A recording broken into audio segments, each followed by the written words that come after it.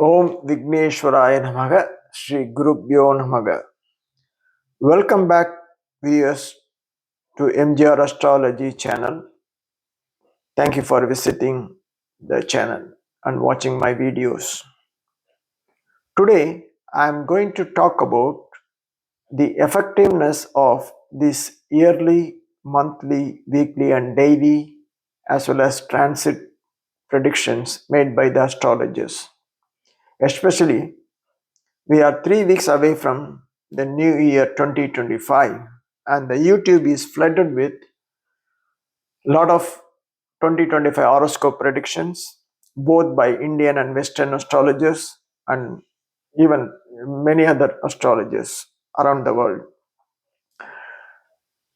In most of these videos, the astrologers will share their predictions based on the planetary position at the advent of the new year and the potential even for the year for the specific country and also in general for the world in the fields of politics, natural disasters, business and economic condition, etc. Right? And then they will follow with the separate prediction for the 12 zodiac signs, Aries to Pisces. And at least 70% of the world population, whether they believe it or not in the astrology, they watch and read these predictions. Mainly, the Western astrology predictions are based on the sun sign, while the Hindu or Indian astrologers follow the moon sign. Additionally, there is Chinese astrology, they follow some animal years. What are these sun signs and the moon signs?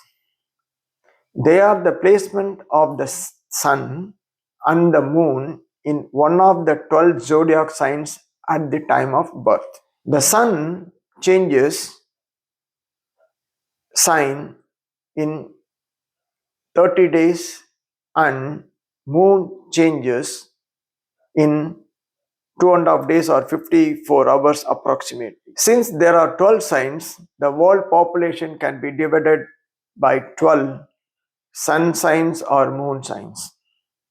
Then, based on these predictions for each sign, whether it is a sun sign or the moon sign, then based on these predictions for each sign, 1/12 of the world population should experience the same effect, whether enjoying or suffering due to this planetary position and the predictions. Is this really happening? All these predictions are effective for each of the people in particular sign? I don't think so. Perhaps less than 1% of the predictions come true. You can compare yourself to your past predictions and the past events.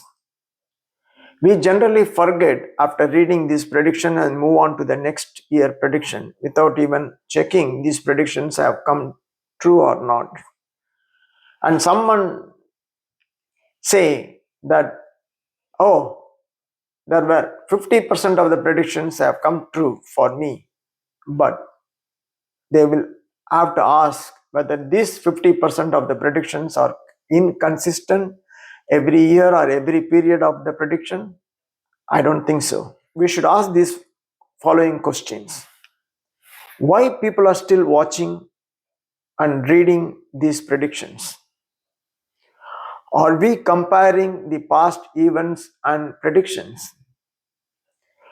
The astrologers don't know that these predictions will not work for everybody, and that is in general prediction only. Why we are still doing? Because we are still reading because it gives some kind of a pleasure for us to read and have a momentary happiness. And then we don't have time to check back about the predictions and the event, whether to validate to these predictions are correct or working or not. And then astrologers know that these predictions are in general, but still they do because it is one of the marketing technique which they are forced in to do these things. But now you will ask me a question, then what is the true prediction? How it should be done? I am going to give important points on how the true predictions should be. First of all, we have to understand the horoscope is unique to each and every individual on this earth. For the persons with the same moon or sun sign, the placement of 7 other planets and 2 nodes, that is Rahu and Ketu, will not be the same. Even if they are same in the placement in the zodiac, there is a element called ascendant or lagna based on the time of birth and place of birth will not be same, as it changes every 2 hours from one sign to another sign, based on which predictions has to be made. In addition to this, persons born with the same sign will have different dasha period in effect, which will change the predictions.